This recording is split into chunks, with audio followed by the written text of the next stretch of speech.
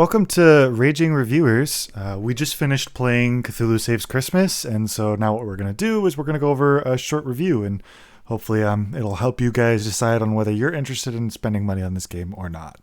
We have a couple things. We got a little graph there for you guys to look at how I reviewed this, well, the scores that I gave it, and the scores that Bishop gave it. These are all out of 10. And so the first one that we're going to look at is the mechanics. And I gave this a 7 because I really like the way that the game makes you use abilities, and how if you use ability, it goes away. And sometimes you'll get it back. Sometimes some of the abilities are random. That's really unique, but I also thought it was kind of detrimental, especially towards the end when I needed Crystal to have a heal ability and she just wasn't pulling one. I had one set, but it wasn't super good, and it wasn't one that was going to be all that helpful for us. So, Bishop, you gave it an 8, though? Yes, sir. I agree with most of what you said, but I just thought it was a very interesting way to do things and I liked it. And, even if you really need something, you can just set it as one of your permanent abilities. It doesn't have to be one of the ones that are randomly swapping around.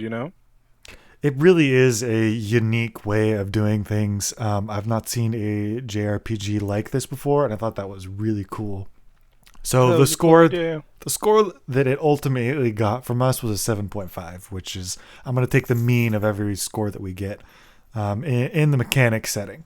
And then the story was a little bit lower for Bishop than it was for me. I gave it a 6 in a story because I thought it was really clever. It was unique to have all these different mythological characters together into Christmas, and then have Cthulhu be the main character trying to save Christmas theoretically. The biggest drawback that I had with the story was the constant fourth wall breaking and the narrator. It was kind of funny for a little bit. They were like, "Oh, this is a cool. We're in a video game, and so that's why this stuff happens." But what really got annoying was as you're playing the game, you fight bosses, and they're always like, "There's 7 more bosses. I mean, 6 more bosses," making it obvious that you're gonna fight another boss at the very end. And it got really annoying when they did that 7 times. Bishop, you gave it a 4, though. That's right. I was even more annoyed about that kind of thing. But that's just, when that kind of thing gets under my skin because it's like, okay, it was funny like one time, but like it's not going to be funny if it's not funny the third time or even the second time, it's not going to be funny the seventh time. Like Exactly. sometimes there's like this idea if you beat a dead horse enough, it'll eventually be funny again. But like it's it's usually not that.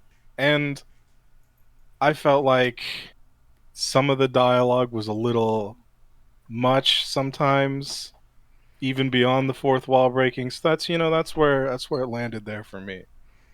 Yeah, that's totally understandable. There was definitely some of it that I was like, why are you doing this? I think the reason that I gave it a little bit of a higher score was because of the character creation.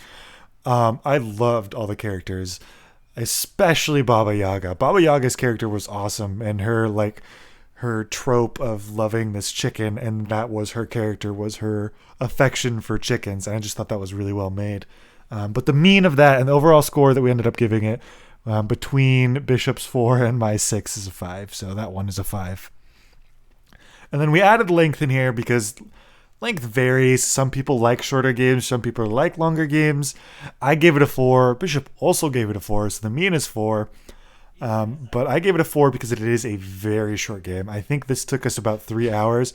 We did also play it on the easiest setting, but I don't see how you could grind in this game. So I feel like putting the difficulty at a higher level, I think that would just make it a less fun game. Hmm. Well, with me, when it comes to length, I've got a different view, I guess. I want a game to be as long as it needs to be, and I feel like it might have been a little bit longer than it should have. It like overstayed it a little bit. By the end, I was just kind of like, okay, here's this future guy. Hey, we're going through this really long dungeon with enemies that are really tanky, that do like no damage, and that might have been because of the difficulty. I'm sure they would have even more health on a higher difficulty and done even more damage. So probably Uh, still the same problem.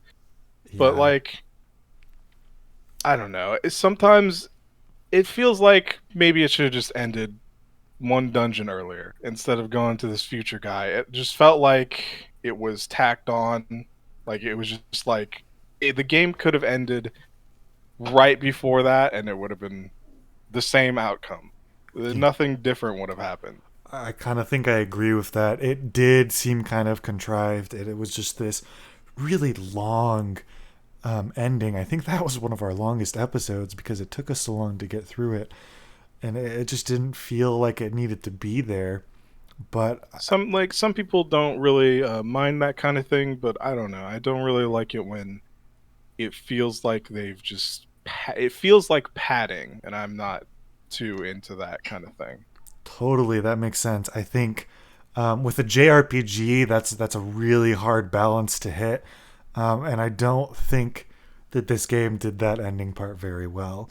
And then the last one that we have here is whether this game is replayable or not, which I'm surprised that you gave it a higher replayability score than I did. I gave it a 3 and you gave it a 4. So it's a 3.5 overall.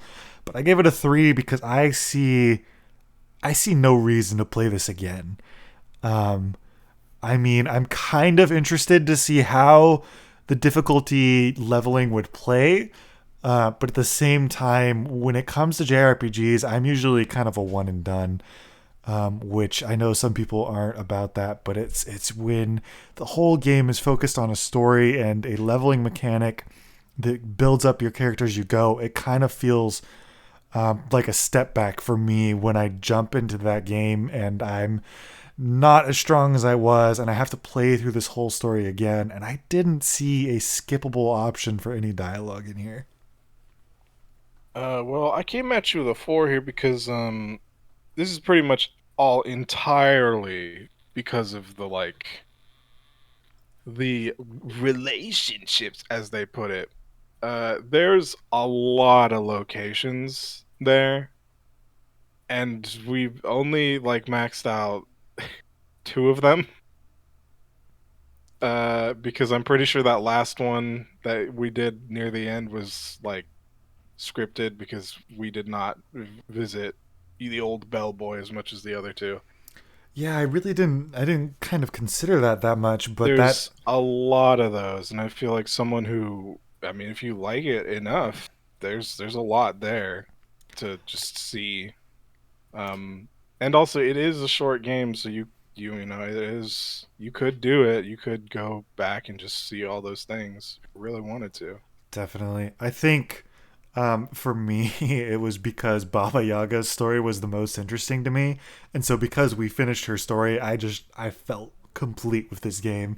And I mean, the cat story that we finished too was pretty interesting, but the other characters didn't draw me enough. I was kind of interested to see how Crystal's ended.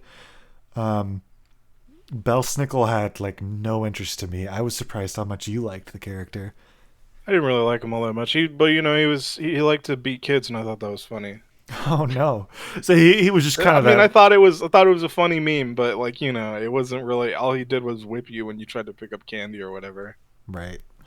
That was his entire character was I like candy. Yeah, he likes candy and beating kids. Well, our overall score for this game, if you take the mean of the means between all of them, it's a 5 out of 10. So it's a pretty, it's worth the $10 that I think it is right now. If it goes up in price, I don't think I would spend. I think 10 is as high up as I would go on this. So if you're looking at like a $15-$20 for this game, I wouldn't spend the money. But if it even goes down, if you get that summer sale or something, and it goes down to like $5, I'd buy this game and I spend the mean, two yeah, three hours to play it. it was overall a pretty good time. It's just you know nothing's perfect. Yeah, it definitely had its issues. So don't look at the 5 out of 10 and be like, no, I can't buy it because it's only like half as good as it could be. It's more the things that got us down by the end of it, I think it was still an overall enjoyable game and Yeah, worth it was the a good time. $10. So, thank you so much for coming to our review. Hopefully, this helped you pick buying it or not. And you should check out our playthrough. It's on the same channel. If you're interested in seeing how the game's played out before you buy it, we have the entire playthrough on there. So go ahead and check it out. And don't forget to subscribe and like to our channel. We appreciate it. Oh, Until next time. yes.